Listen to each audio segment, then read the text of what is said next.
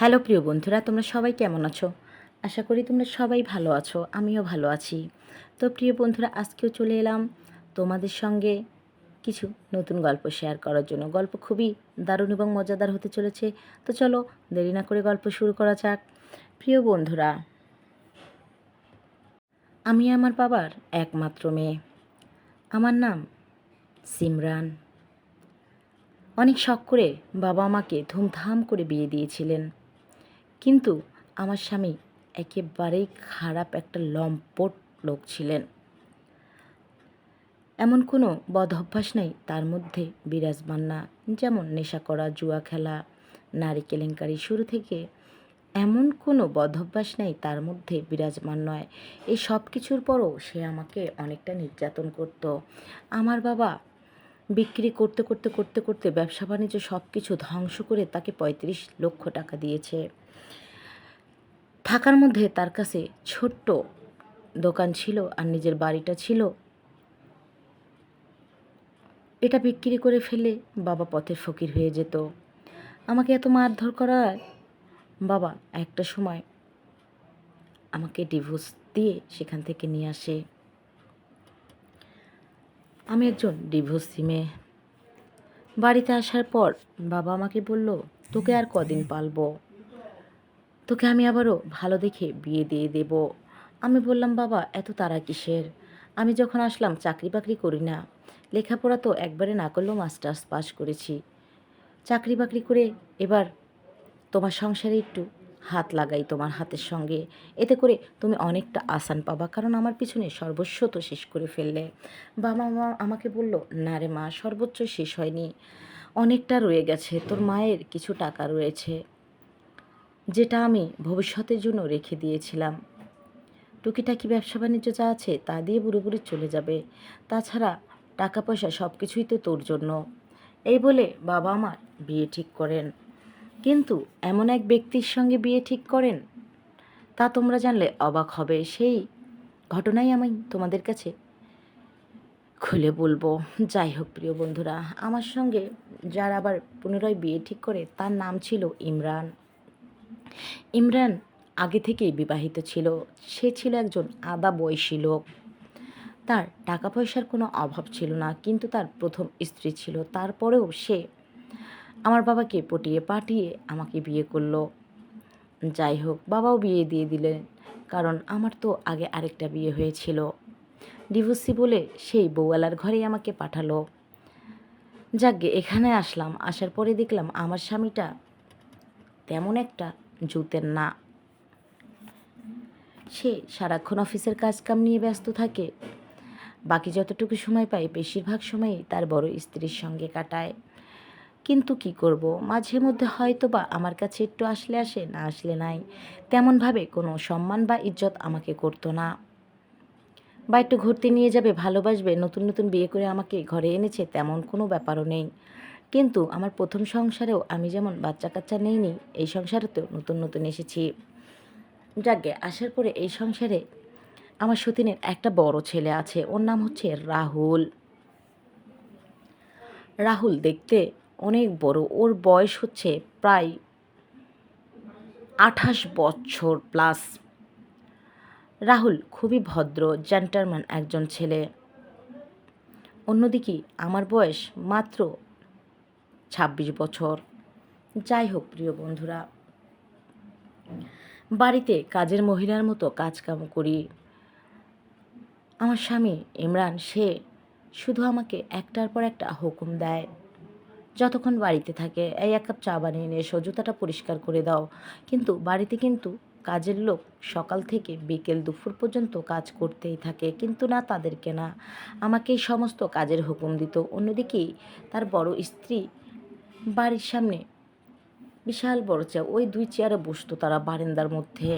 বারান্দাও বলা ভুল হবে ওটাকে, ওটা কোনো বারান্দাও না, ড্রয়িং রুম সিস্টেম, খুবই সুন্দর একটা, যেহেতু ডুপ্লেক্স দোতলা বাড়ি, খুবই দারুণ দেখতে। যাই হোক প্রিয় বন্ধুরা, শুধু হুকুম করতেন বসে বসে, আমিও তার হুকুমের দাস হয়ে গেলাম। কি করব, একে ডিভোর্সি, আবার বউওয়ালা একটা লোককে দিয়ে বিয়ে হয়ে গেছে, আদা বয়সী একটা লোক। সেখানেই হুকুম পালন করতে করতে আমার দিন শেষ হয়ে যায়। অন্যদিকে আমার ইচ্ছে অনিচ্ছের কোনো মূল্যই নেই। আমার স্বামী সবসময় দেখতাম আমার সেই সতীনের সঙ্গে চেয়ারে বসে থাকতো। তাদের মধ্যে অনেকটা মিল মহব্বত ছিল। আমার প্রশ্ন, যদি তোমার প্রথম স্ত্রী এতটা মহব্বতের ছিল, কেন আমাকে বিয়ে করতে হলো তোমার? বাড়িতে বাড়িতে নতুন রেজিস্ট্রি করে কাজের মেয়ে আনতে হবে তাই? মনের মধ্যে অনেক প্রশ্ন, কিন্তু উত্তর দেবার মতো কেউ নেই। এভাবেই চলতে থাকে আমার দিনগুলো। কিন্তু হ্যাঁ, ও বাড়িতে কাপড় চোপড়, খাওয়া দাওয়া, টাকা পয়সার কোনো অভাব ছিল না। অভাব ছিল সম্মান, ভালোবাসা, স্নেহ, মহব্বতের। যাকগে, মনটা ভেঙেই তো চলাফেরা করছিলাম। এভাবে করতে করতেই আমার বিয়ের বয়স প্রায় 6 মাস পার হয়ে গেল। নতুন নতুন আসলাম, সপ্তাহখানেক যেতে না যেতেই এই অবস্থা। 6 মাস পার হয়ে গেল। অন্যদিকে ইমরানের বড় ছেলে খুবই ভালো একটা অফিসে নতুন নতুন জব করতো, মাত্র শুরু করেছে। বাড়ি ঘর দোর বিকালের পরে সব কিছু আমাকেই পরিষ্কার করতে হয়, যেমন বিছনাগুলো পরিষ্কার করা, ঘর ঝাড়ু দেওয়া, তরকারি রান্না বান্না করা, গরম গরম খাবার রেডি করা, সবাইকে চা নাস্তা কফি দেওয়া, এগুলো আমাকেই করতে হতো। এরকম একদিন আমি সব রুমে কাজ শেষ করে ইমরানের রুম পরিষ্কার করতে গেলাম। ওর বিছনাটা ঝাড়তে গিয়ে দেখি ওর বিছনার নিচে কিছু গল্পের বই। আমি সেগুলো পড়তে থাকলাম। পড়তে পড়তে দেখলাম এমন দৃশ্য লেখা, এ তো কোনো সাধারণ বই নয়, এগুলো তো সেই গল্পের বই, যে গল্প শুনলে যে কারো মনের মধ্যে অনেক অনেক রকম ইচ্ছে জেগে যাবে। নিশ্চয়ই তোমরা বুঝতে পেরেছো প্রিয় বন্ধুরা আমি তোমাদের কি বলতে চেয়েছি। আমি খুবই সুন্দর করে সেই বইগুলো ভালোভাবে পড়তে থাকলাম। পড়তে পড়তে আমি আর নিজেকে কন্ট্রোল করতে পারলাম না। ইমরানের ঘরের মধ্যেই আমি আমার মোবাইলটা ছেড়ে দিলাম, দিয়ে দরজাটা নক করে দিয়ে সেখানেই আমি আমার কাজটা সেরে নিলাম। নেওয়ার পরে আমি মোটামুটি সেখান থেকে একটু ওয়াশরুমে যেয়ে ফ্রেশ হয়ে বের হয়ে আবার বাকি কাজ করা শুরু করলাম। শুরু করার পর আমি রাতে সবাইকে যখন দুধ দেওয়ার জন্য তাদের ঘরে যাই, দেখি কি ইমরান দরজাটা খোলা। ইমরানের ছেলে বড়টা, সে ঘরের মধ্যে ওই দিক ফিরে বসে আছে, দরজার থেকে মুখটা ওয়ালের দিকে বসে বসে সে খুবই তার কাজে এতটা ব্যস্ত, সে এতটা ঘেমে গেছে, এতটা হাঁপায় উঠছে। হ্যাঁ, একা একা সে এত কাজ এভাবে এত পরিশ্রম করে করছে, যা দেখে তোমরা যে কেউ গোলক ধাঁধার মতো চোখ দুটো সেখানে আটকিয়ে যাবে।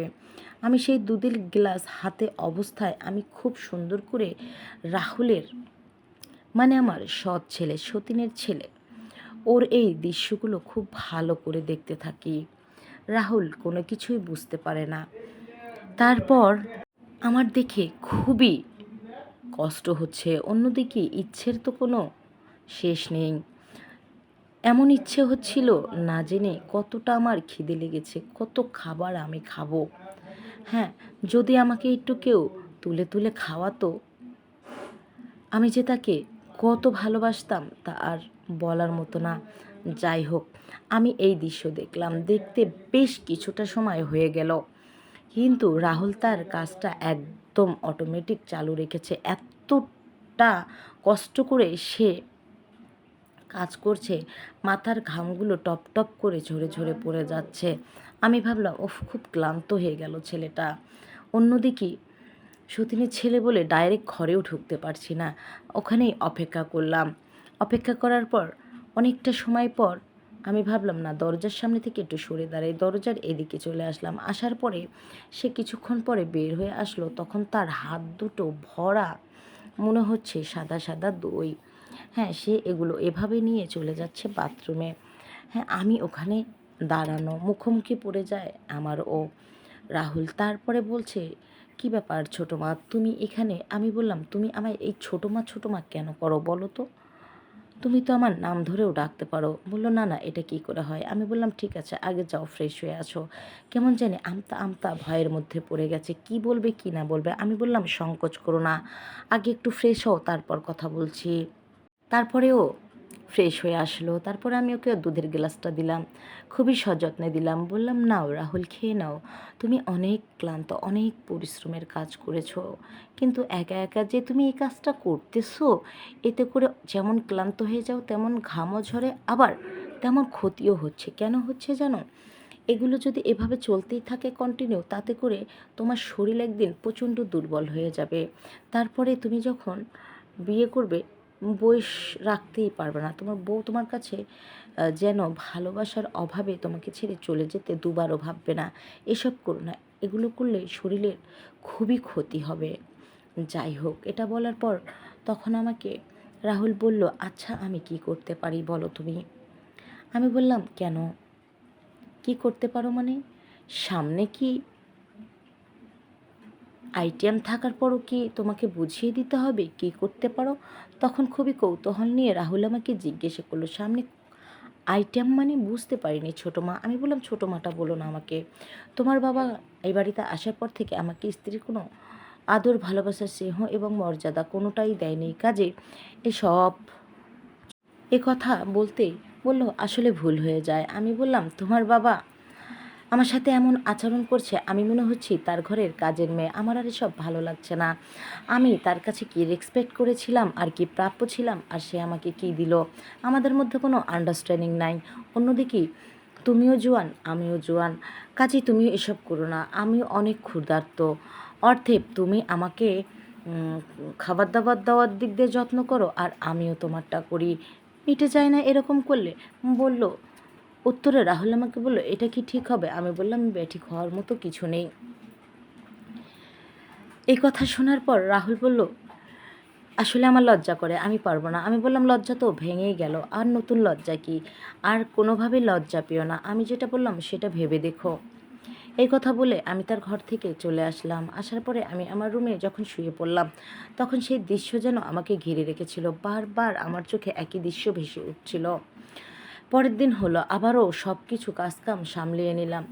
তারপরের দিন আমি রাহুলকে যখন দুধের গ্লাসটা দিতে গেলাম রাত্রেবেলা, সেখানে কোনো কথাই বলিনি রাহুলের সঙ্গে। আমি চুপচাপ করে ঘরে চলে এসেছিলাম।